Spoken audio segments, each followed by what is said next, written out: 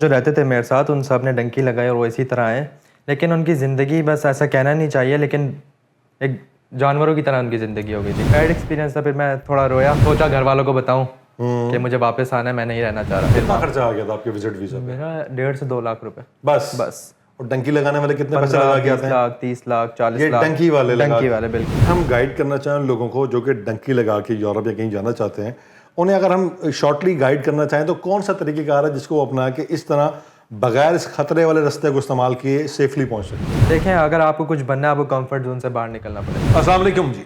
NBS next big story में आज की जो स्टोरी है हमारे साथ, वो एक ऐसी स्टोरी है जो कि बहुत सारे घरों की कहानी है। ऐसा मैं क्यों कह रहा हूं, ये इस पॉडकास्ट के साथ ही आपको पता चल जाएगा, क्योंकि आज हम जिस टॉपिक को जिक्र करने जा रहे हैं वो हमारे माशरे के अंदर बहुत ही ज्यादा हाइप पकड़ चुका है और उसके बाद बहुत ज्यादा नुकसान भी उसकी वजह से उठाए जा रहे हैं। वो टॉपिक है डंकी लगा के यूरोप जाना या किसी दूसरे मुल्क जाना या किसी बरे-आज़म जाना। तो हमारे मुल्क के अंदर ये रुझान बहुत ज्यादा, खास तौर पर पंजाब साइड पर ये रुझान बहुत ज्यादा बढ़ गया है कि बच्चे थोड़ा सा होश संभालते हैं।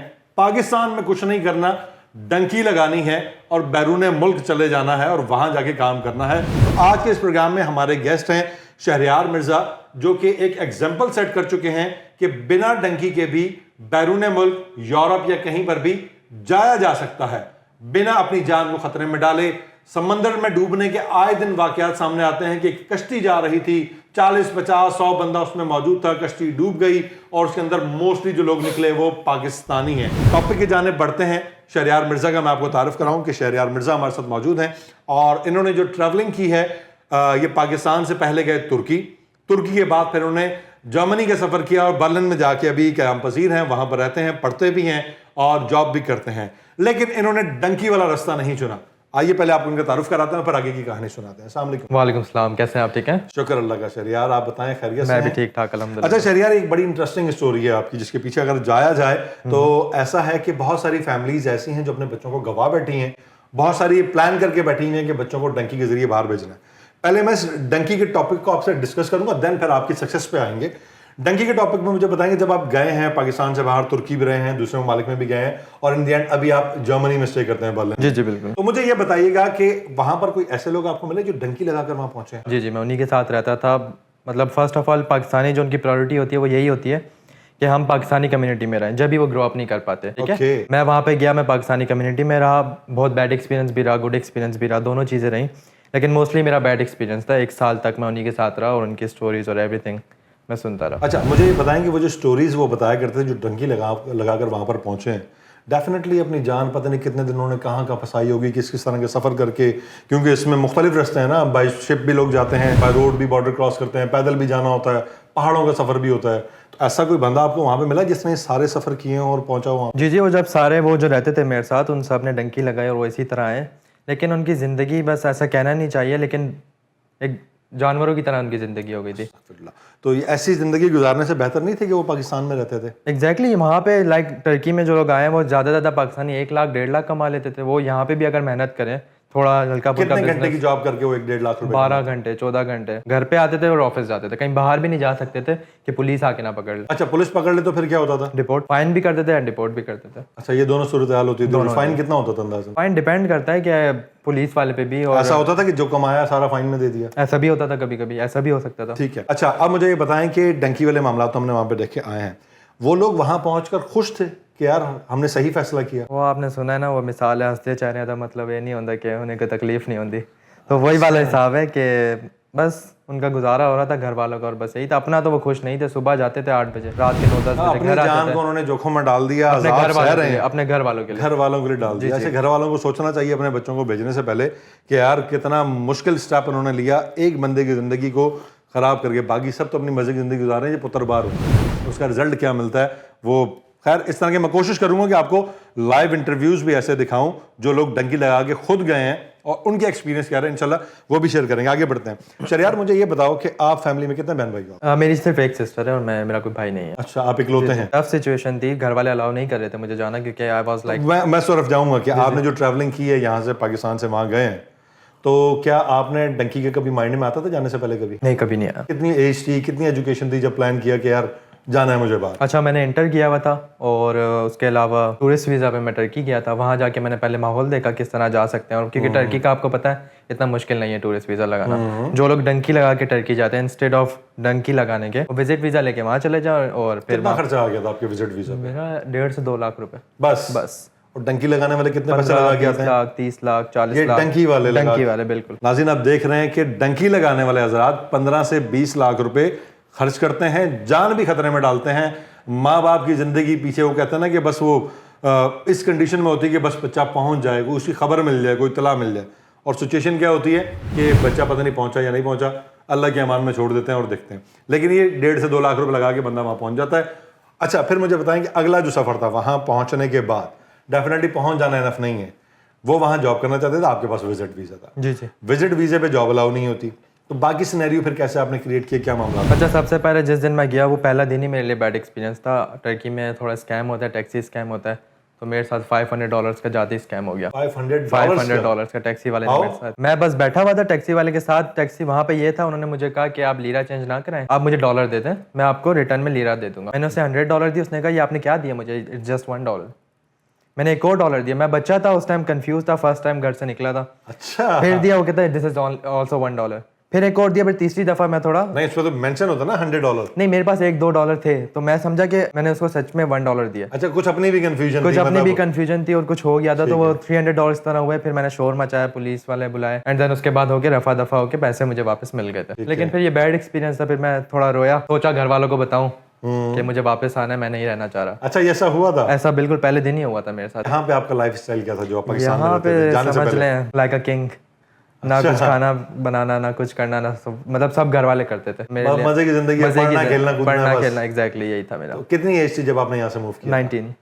19 की एज में आपने यहाँ से मूव किया। बहुत कम उम्र में निकले यहाँ से। तो अच्छा शहरियार, मुझे ये बताएंगे, जब इतनी कम उम्र में आपने यहाँ से मूव किया, अब यहाँ से निकले और तुर्की पहुंचे, तो जब किसी नई जगह पे बंदा पहुंचता है तो सिनेरियो ये होता है कि same like a new born baby, आप वहाँ पहुंचे हैं और आपके पास अब ना आप किसी को जानते हैं, ना आपको कोई जानता है, ना उस जबान का पता है, ना उन एरियाज का पता है, ना ये पता है कि उनका वे ऑफ लिविंग क्या है। तो उस दौरान क्या हर्डल्स पेश आए? जब गया उस घर में 10 लोग रहते थे, ठीक है, और सारे इलीगल्स थे जो डंकी मार के गए हुए थे। सब ये डंकी वाले लड़के थे? जी जी बिल्कुल। मैं वहाँ पे अलग अकेला स्टूडेंट था। और मैं अलग से ना स्टूडेंट कैसे हो गया? आप तो विजिट वीजा पे गए थे। नहीं, फिर मैं स्टूडेंट हो गया, फिर मैंने कन्वर्ट करवा लिया था। जाते 1-1.5 महीने में मैंने यूनिवर्सिटी में एडमिशन ले लिया। अच्छा, ठीक है। पहले मैं खुद गया था विजिट करने के, देखो मैं रह सकता हूँ या नहीं रह सकता, एंड देन मैंने डिसाइड किया कि मैं स्टूडेंट बन जाता हूँ। ठीक है। तो वहाँ पे मैं अकेला स्टूडेंट ही था। वहाँ पे उनकी ज़िंदगी यही थी, बस सुबह जाते थे, रात में आते थे, ना वो कहीं जा सकते थे, ना ईद टर्की मुस्लिम कंट्री है, ईद पे भी वो घर पे रहते थे, कहीं भी नहीं जा पाते थे। तो उन्होंने मेरी मेंटालिटी भी ना थोड़ी सी, मैं कुछ बड़ा सोचना चाह रहा था, मैं उसी ग्राउंड रियलिटी पे नहीं रहना चाह रहा था, तो मैं खुद निकला फिर उसके बाद। ठीक है, तकरीबन 1 साल तक मैं उसी घर में रहा। वहाँ पे काफ़ी मुश्किलें पेश आई मुझे। किस तरह? अच्छे लोग भी थे, बुरे लोग भी थे। मुश्किल किस किस्म की होती है? मुश्किल ये थी कि मेरे पास जॉब नहीं थी पहले, तो शुरू में लैंग्वेज बैरियर था, क्योंकि वहाँ इंग्लिश कोई भी नहीं बोलता टर्की में। अच्छा। तो एज अ स्टूडेंट आपको पता है किसी भी कंट्री में उसके लिए होती है, मुश्किल होती है पैसों के मामले में और मैनेज करने के मामले में, क्योंकि उन लोगों को ऑलरेडी 6-7 साल हो गए थे। मैं बिल्कुल न्यू था वहाँ पे, मुझे नहीं पता था कि चीज़ें किस तरह हैंडल करनी है। तो ये थोड़ी मुश्किलें हुई। उसके बाद फिर आहिस्ता आहिस्ता सेट होता रहा मैं। तो क्या आपने वहाँ पे जाने के बाद, स्टूडेंट वीज़े के बाद, जब स्टूडेंट वीज़ा लग गया, यूनिवर्सिटी में एडमिशन हो गया, जी जी, यूनिवर्सिटी जाना शुरू किया, तो साथ साथ आपके ये बताएंगे, जारी बात है कि अर्निंग भी कुछ ना कुछ आपके पास होनी चाहिए जिससे आप काम करते हैं, तो अर्निंग के लिए क्या तरीके का इख्तियार? सबसे पहले तो वहाँ जॉब नहीं मिल रही थी बिकॉज ऑफ लैंग्वेज बैरियर। मैंने क्या किया, मैं रोड्स पे निकला। मैंने रेस्टोरेंट्स में पूछा, आई वांट जॉब। सबसे पहले मुझे जॉब मिली रेस्टोरेंट में। टूरिस्ट प्लेस थी, वहाँ पे इंग्लिश स्पीकिंग बंदा चाहिए था, तो मुझे इंग्लिश आती थी, तो वहाँ पे उन्होंने मुझे हायर कर लिया एज अ वेटर। वहाँ पे मैंने स्टार्ट किया। वहाँ पे भी बहुत हर्डल्स थी मेरे लिए, वहाँ पे भी काफ़ी स्कैम हुआ मुझे। जिंदगी में पहले कभी जॉब की थी? नहीं, मैंने कभी भी नहीं की। अच्छा, वो जॉब कभी भी नहीं की। जी जी बिल्कुल। ठीक है, तो वेटर की जॉब मिली? फिर वेटर की जॉब मुझे मिली। वहाँ पे थे 12 ग्लास ना उसके कोल्ड ड्रिंक्स के, आई डोंट नो क्या था उसके अंदर, तो मैं यूँ पकड़ रहा था। उन्होंने कहा इस तरह नहीं पकड़ना, इस तरह पकड़ो। अच्छा। एक हाथ से 12 ग्लास उठाओ आप। मुझे नहीं आता था, फिर उन्होंने मुझे सिखाया, सारा कुछ किया, इवन टॉयलेट भी साफ करें और हर चीज़ आपको पता है हर किसी का करना पड़ता है। वो किया। वहाँ भी स्कैम हुआ, वहाँ सैलरी नहीं दी उन्होंने, सैलरी नहीं दी, क्योंकि मैं कैश पे काम कर रहा था वहाँ पे। स्टार्टली ऐसे ही मिलता है। स्टूडेंट्स को वैसे वहाँ पे जॉब अलाउ होती थी? अलाउ है लीगली 4 घंटे, लेकिन आपको पता है वहाँ पे ना इतना नहीं। तो वो लाइक 2 यूरोज देते थे फॉर 1 डे। मैं सुबह 9 बजे जाता था। 2 यूरोज? सुबह 9 बजे जाता था। क्या वैल्यू थी उस वक्त यूरो की? It was like 10 lira 20 lira देते थे मुझे। लीरा देते थे। लीरा 20 लीरा थे। 20 लीरा देते थे। तो ये इसमें गुजारा हो जाता था। मेरे फादर थे, उन्होंने थोड़ी हेल्प की, लेकिन मेरे जहन में यही था कि घर वालों से पैसे नहीं लेने।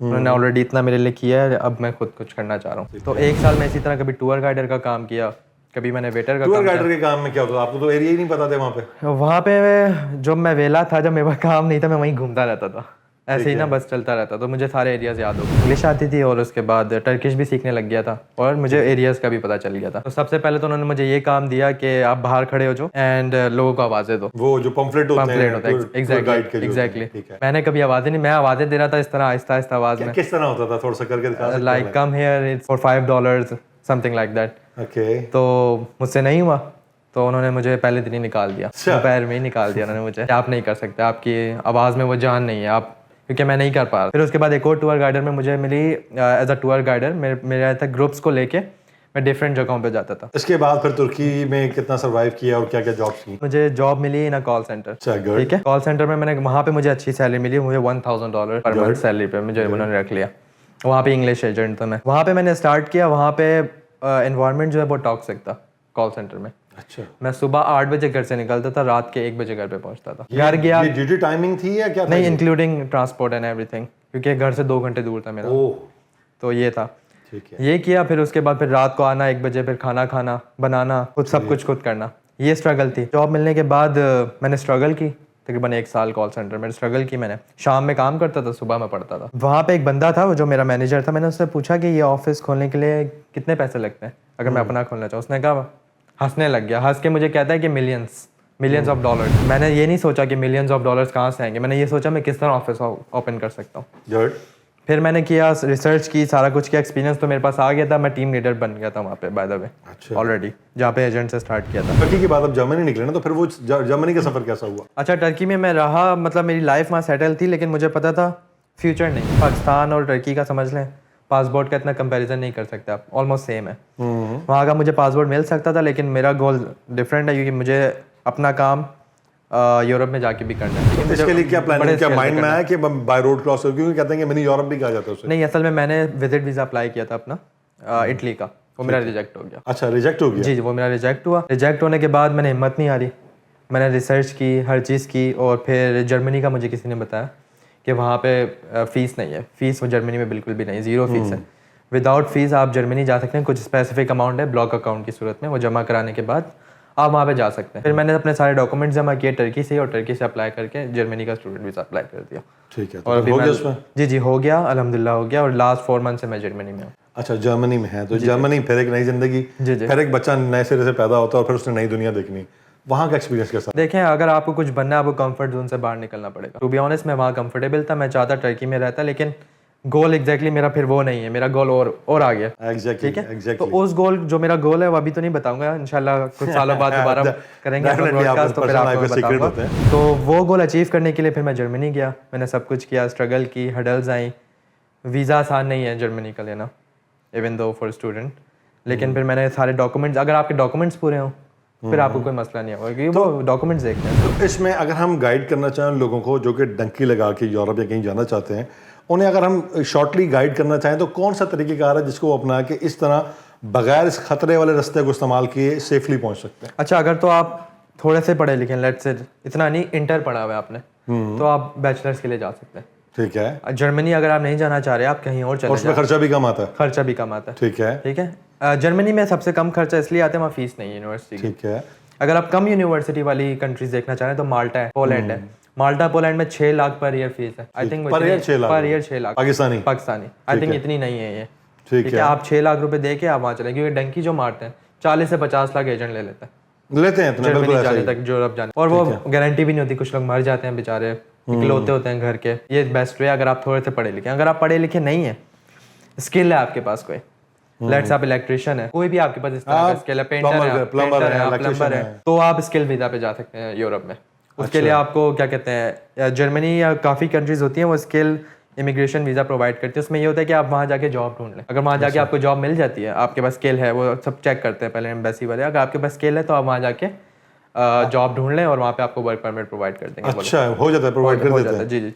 तो मुझे इसमें ये बताएं कि नॉर्मली टर्की जाना या फिर जो है जर्मनी जाना या इटली जाना, व्हाटएवर यूरोपियन कंट्रीज में जाना, मोस्टली ये कहा जाता है कि यार वहाँ पे सीधे तरीके से काम नहीं तो इसलिए हम डंकी लगाते हैं। ये कॉन्सेप्ट दुरुस्त है क्या? सामने बैठा हूँ, वो तो हो हमारे सामने, लेकिन मैं व्यूअर्स को क्लियर करना चाहूंगा, क्या ये कॉन्सेप्ट जो बनाया जाता है कोई भी नहीं है। सबसे पहले एजेंट्स जो माइंड में डाल रहे होते हैं, ये एजेंट्स पैसे कैसे कमाएंगे अगर नहीं बताएंगे आपको?